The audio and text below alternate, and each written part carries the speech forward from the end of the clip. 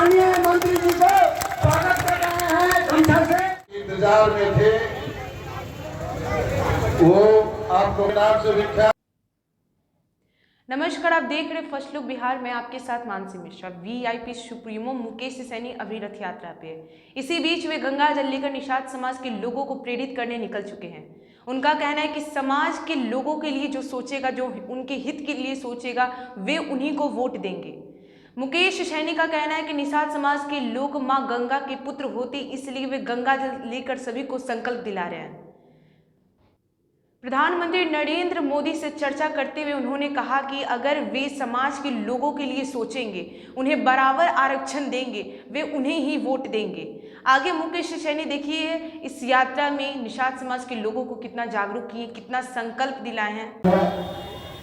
कि 25 तारीख पटना से हम लोग निकले हैं और ये बिहार के सभी जिला, उत्तर प्रदेश और झारखंड, तीनों राज्य में ये 101 दिन का ये यात्रा है और 80 जिला हम लोग जाएंगे और इस क्रम में जाकर अपने लोगों के बीच में जाके हक अधिकार की बात करेंगे।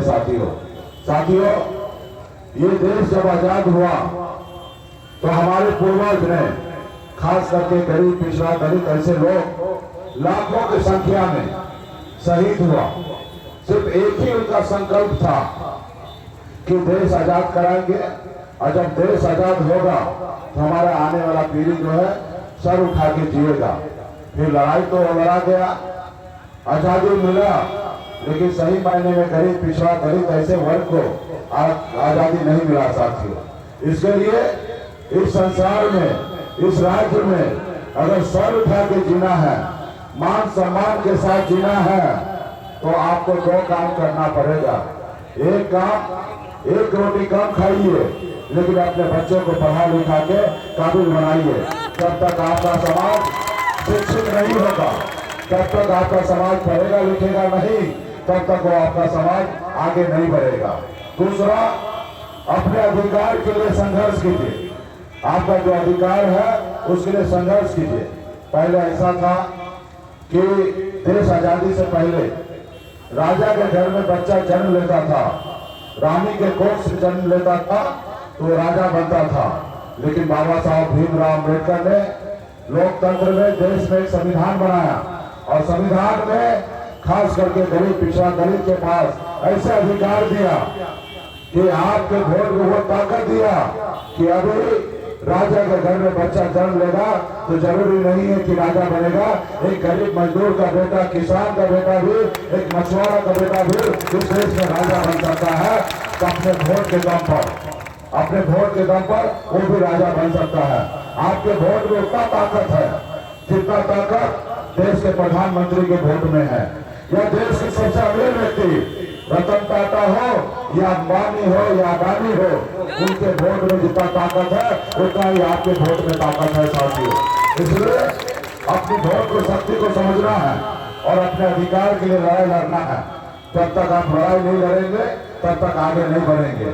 आज हमारी लड़ाई है कि बंगाल में जब आरक्षण है निषाद समाज को एससी का, तो बिहार में क्यों नहीं? जब दिल्ली में निषाद समाज को एससी में आरक्षण है तो बिहार में क्यों नहीं? जब देश के प्रधानमंत्री एक है, जब देश के लिए संविधान एक है, देश के गृह मंत्री एक है, तो फिर हमारे साथ भेदभाव क्यों हो रहा है? क्यों नहीं हमें आरक्षण मिल रहा है, जबकि देश में, संविधान में हमें आरक्षण मिला है। साथियों, इसके लिए हम लोग संघर्ष कर रहे हैं और आज तक अगर हमारे समाज को आरक्षण नहीं मिला तो इसका दोषी कौन? इसका दोषी वो जो सरकार में बैठ रहे हैं वो दोषी है, या दोषी आप और हम हैं कि अपने हक अधिकार के लिए लड़ाई नहीं लड़ पाए। अगर लड़ाई लड़ते तो आज तक अपने समाज को आरक्षण मिल गया होता, और जब आरक्षण मिल गया होता तो तरक्की आता। मैं एक गरीब घर में ही जन्म लिया, पिताजी मछली मारते थे, दादाजी मछली मारते थे, ऐसे गरीब घर में जन्म लिया। लेकिन 18 साल की उम्र में घर परिवार को छोड़कर मुंबई जैसे शहर चला गया, मेहनत किया, मजदूरी किया। वहाँ 900 रुपए महीने पे नौकरी करता था, 30 रुपए रोज पर मजदूरी करता था।